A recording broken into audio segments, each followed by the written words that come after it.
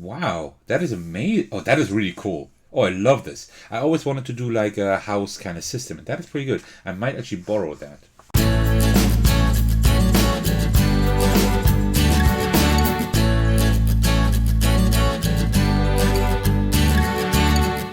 Hey everyone, this is Attackers, and today we will be taking a look at Arzium. So what is this? Well, first of all, as some of you may know, I mostly cover board games, but I also cover RPGs.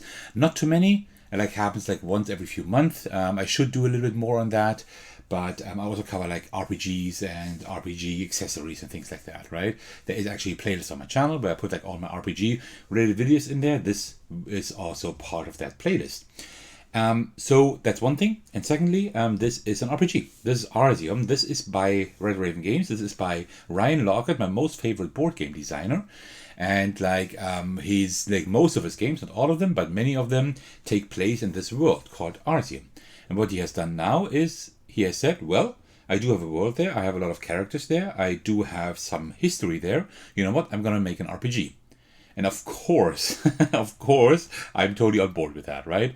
Because I love like getting new RPG systems and new worlds to explore, right? Because I am a game master, like what you call in Dungeon Dragon Dungeon Master. I'm mainly a game master. I don't play myself because nobody wants to actually do these, like actually be a game master for these games. So I usually take that position, and I'm just looking forward to playing that with people at some point, maybe quite soon. Let's see. I don't know yet. So today we will just take a look at the book. And before we do so, grab yourself a cup of tea so we can get started.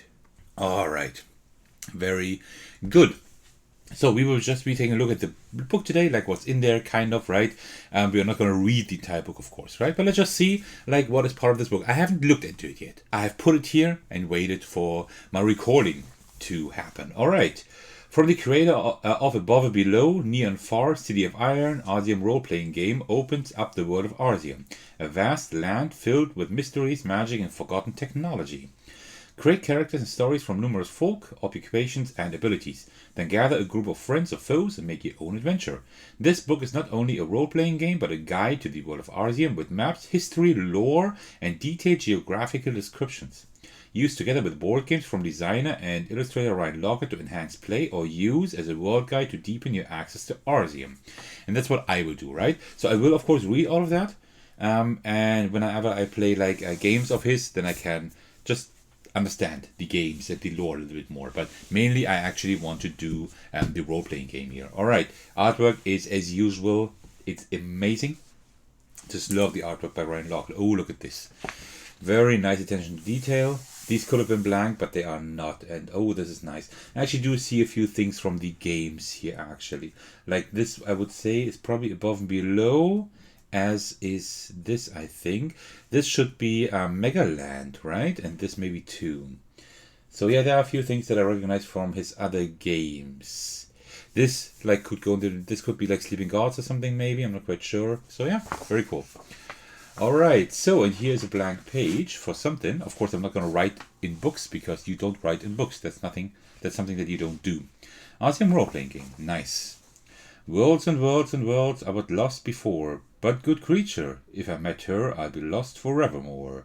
She's the wind and sky, she's the land and sea. She's the son of Arzium, at least she is to me.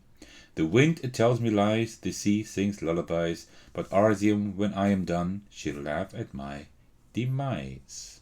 Very cool. From Love Song to Arzium. Alright, so here, credits, okay, and then here the contents. Okay. Nice. This actually looks like a lot of role-playing games, right? You have like the main chapters here, like something like what the game basics, character creation, how do you run the game, and then you have all these sub chapters, so to speak. Okay. So you have game basics, character creation, items, running the game, Sunshaft Caverns, whatever that is, and the guide to Arzium. This is like everything you need to know about the world. So I need to check. I think we also got a PDF of that. If not, I will have to ask Red Raven Games. Because I backed this on, was it GameFound or Kickstarter? GameFound. GameFound. Because the PDF would then split, right? And I would give the players the game basics and the character creation, and maybe also the items. And that's it. Running the game, I would not give them because I don't want I don't want them to be able to know like what I could do. Sons of Cavern, I don't know what that is. That might be like a little adventure. Let's see.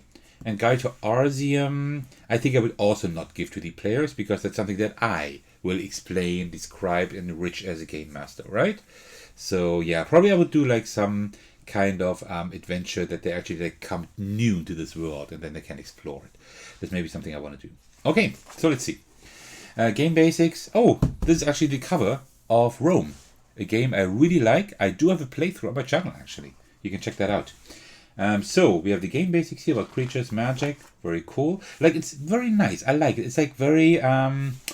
It's actually quite simplistic because it's just like white, black on white, pretty much, right? But it has like all these like small images and here these drawings, these pencil drawings. That is great. It looks nice. Oh, I remember these two. I think these are also from Rome. I think.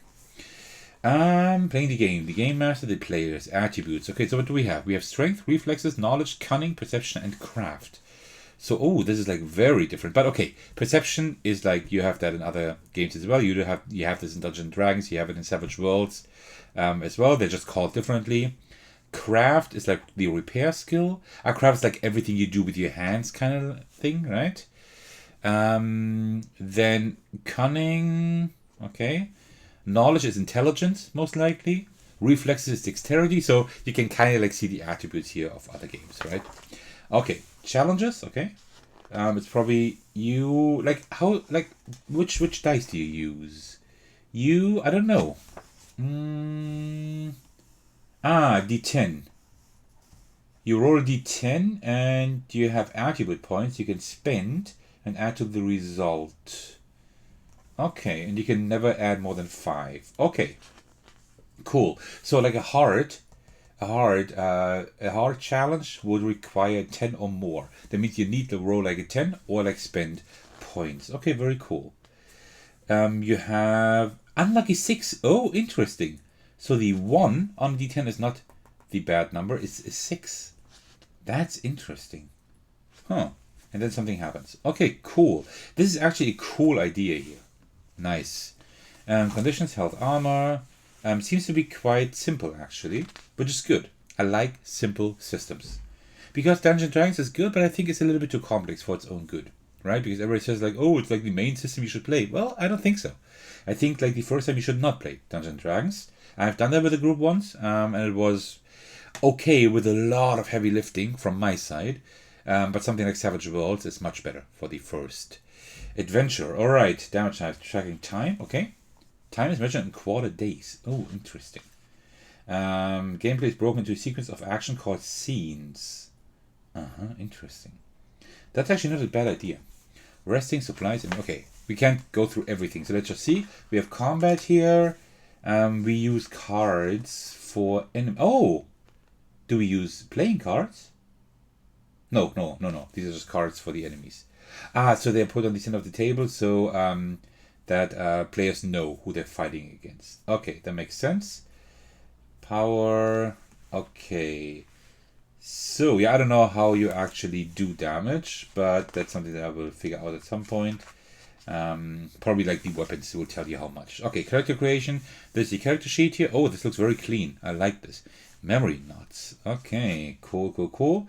So you have a folk, which is like the class usually, right? Or the race or whatever, and then name, occupation, attributes, abilities, adjectives. Okay. So folk. Oh wow, there are so many. 2, 4, 6, 8, 10, 12, 14, 15. There are 15 different classes or races. That's a lot. Cool. Very, very nice. Or bird folks. And that's, I think, what I would choose. Okay.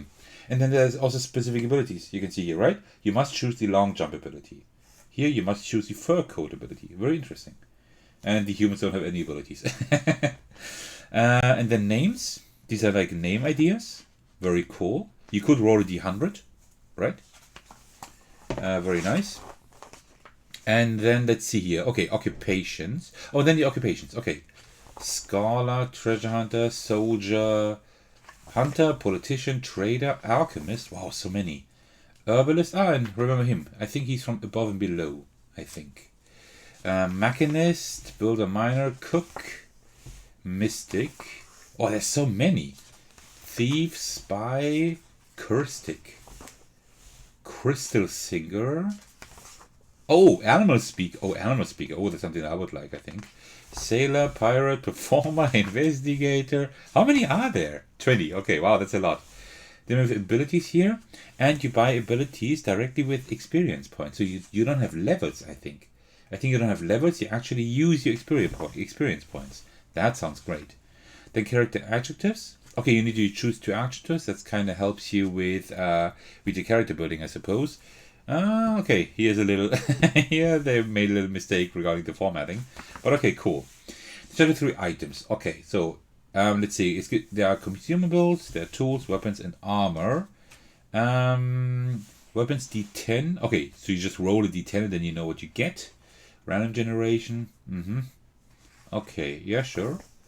And here are the weapons. So here it says like how much damage they do. 1d4 plus reflexes. Okay.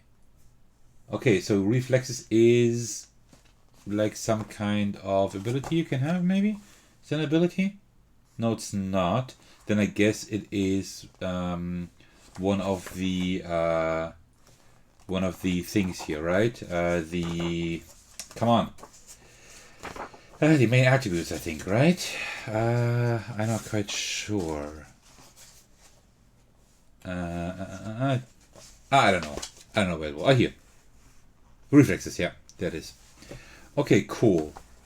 So, all the items, armor, high-cost items, magic items, very cool. Improving and furnishing a house. That is cool. I read that in the table of contents. So you can own a house. And you can actually furnish it. And if you furnish it, the house gets levels. And like for specific levels, the house gains benefits. Here, level 10, each PC can store up to 10 items in the house. Ooh, that is cool. Each PC that rests in the house has 1 temporary attribute point of their choice. Wow, that is cool. Wow, that is amazing. Oh, that is really cool. Oh, I love this. I always wanted to do like a house kind of system, and that is pretty good. I might actually borrow that for other adventures. And then running the game. Okay, game master tips. Focus storytelling. That is clear. I know that. Creating quests. I know all of that. Yeah. Scenes. Remember to fail forward. Yeah. Right. Don't over challenge. Rewards and coins. Then the area map. Okay, so they're working with hex maps. I usually work with square maps. It's just a little bit less tactical, which I like. Main features here. There's actually a really cool way you can generate maps. If you want to see like several ways you can generate maps, let me know. I might could make a video on that actually. I should make more RPG videos. I'm not an expert, but I have done it for quite a while, so I'm actually pretty decent at it. Okay, calendar, weather and light, days and quests. Okay, this is like all the like days and how like time progresses. What are the enemies doing? Okay, that's pretty cool actually. That's like just a little bit of flavor text that you can like maybe turn into some quests or whatever or encounters. Then here are the enemies. Okay, it's like actually really simple. Deadliness, health, stamina power, attack. That's it. And then of course like a few abilities here. And that's it. Nothing else. So it's like really simple. Wow. Like often like enemies have like one entire page, right? And here it's just like you have like a lot on one page. Okay, very cool. I love this. There were 2 here of the Murphin. There's a Screamer and there's a Spitter. Okay. Yeah, very cool. Nice. Random encounters, very important. I always work with random encounters in my adventures as well. Campaign ideas. Oh, cool. These are just like prompts, right? 1, 2, 3, 4, 5. They're just 5 prompts, right? And you can work with that a little bit. Cool. That's nice. Sorry, it's a little loud outside now because now the neighbors decided to do something. I don't know what they're doing.